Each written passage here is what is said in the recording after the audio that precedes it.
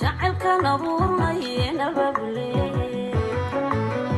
أبشر موي أسرار مالي. السلام عليكم ورحمة الله وبركاته. الله نعمة وسماع عبد الله بإذن الله. انتينا نقدر ونيسان ميديها الصومالي بويسي نوروي ما طبعا halkaan idinku hayaa sheeko aan mar waliba dadku soo qolo aan isleeyahay mujtamaca waxbay ka faa'iideysan karaan. sheekadan waxay ka dhacday waddanka Soomaaliya iyadana waxaa jiray reer degan magaalada Muqdisho dhaqaale ilaahay la siiyey runtii dhaqaale fiican lahaa waagaas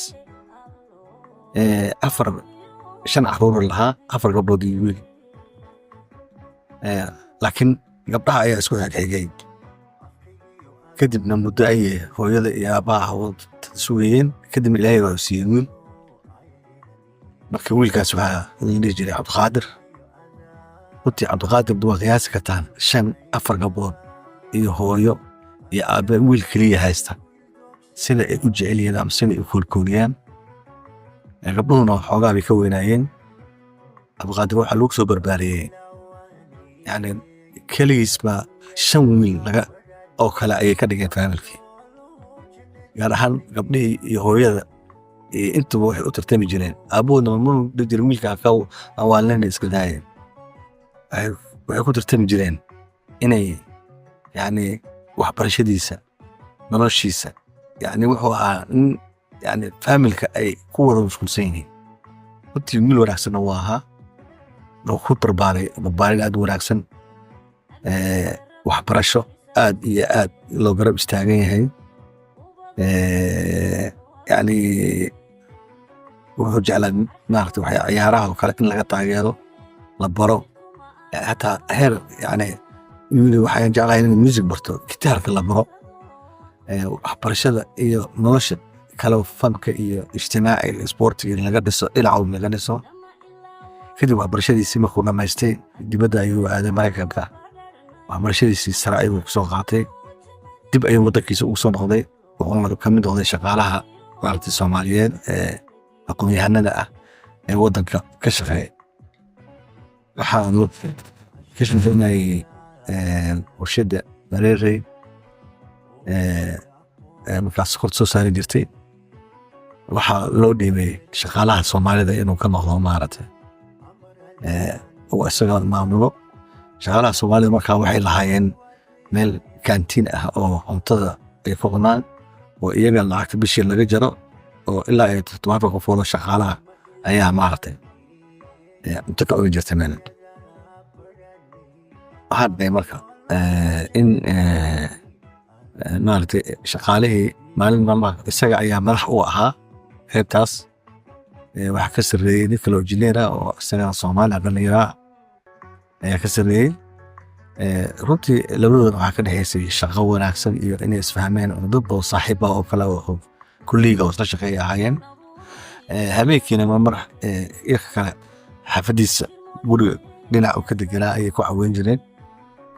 waxaa dhacday marka in shaqada markuu muddo yar ka shaqeynayay in 3 nin oo shaqaalihii ka mid ah oo cabasho ah ay u yimaadeen Cabdiqaadir oo ay ka cabanayaan ninka Soomaaliga ah ee raashinka qaybiyey cuntada kantiinka meesha cuntada lagu sameeyo ninka ka shaqeeya ayay ka cabanayeen.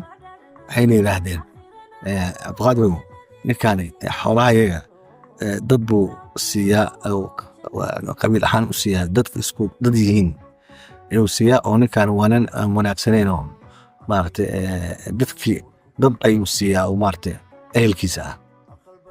runtii Cabdiqaadir aad buu u xumaaday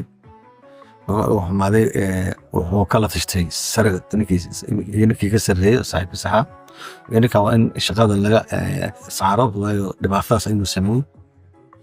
kadib wuxuu ha degdegin oo maaragtay go'aan qaadanin arrinta soo baar maaragtay ninkan anagu shaqada wuxuu saari karno waa shaqaale dowladeed, annagana waa shaqaale nahay. waa in wax cad lagu hayaa hadduu dembi galana dembiga lagu qaadayaa.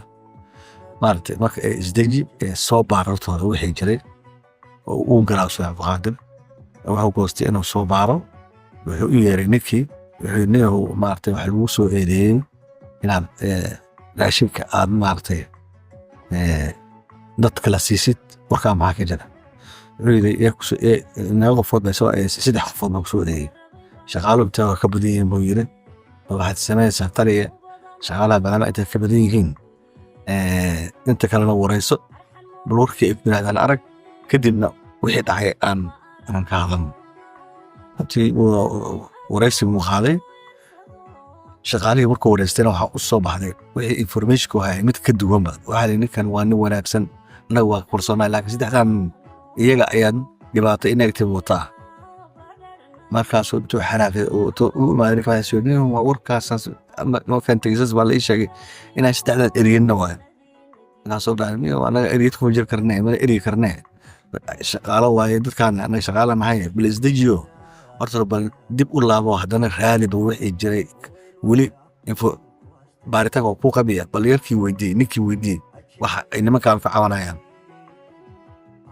waayahay waa soo baxay wuxuu yimid ninkii wuxuu niyow maxaa lagu nimankaan maxay ka cawanayaan nimankaan waxay ka cawanayaan ay ka qeylinayaan ayaan kuu sheegayaa berri markii dadka ay shaqaalaha qadeeyaan imaw ee aragnaha ku arkaysaa waayahay buu yidhi waktigii qadada 8 saac markay tahay ama 2 duhurnimo ayuu yimid markaasaa qadadii markay dhammaato way shaqaalaha ka rawxaan meesh ka rawxaan way soo haro waa la isku aruuriyaa marka la isku aruuriyo wixii qashana laga daadiyaa inta kale bacyooyina lagu shubaa dad masaakiina oo gaajaysan ayaa yimaada dadkaasaa meel loo dhigaa dadkaasaa oo ku noolaa nolol karaadsan marka bac kale waa si khaasa loo diyaariyey wiil arday ah ayaa yimid wiilkii ayaa la siiyey markaas wuxuu yidhi bal wiilkaanna sii warayso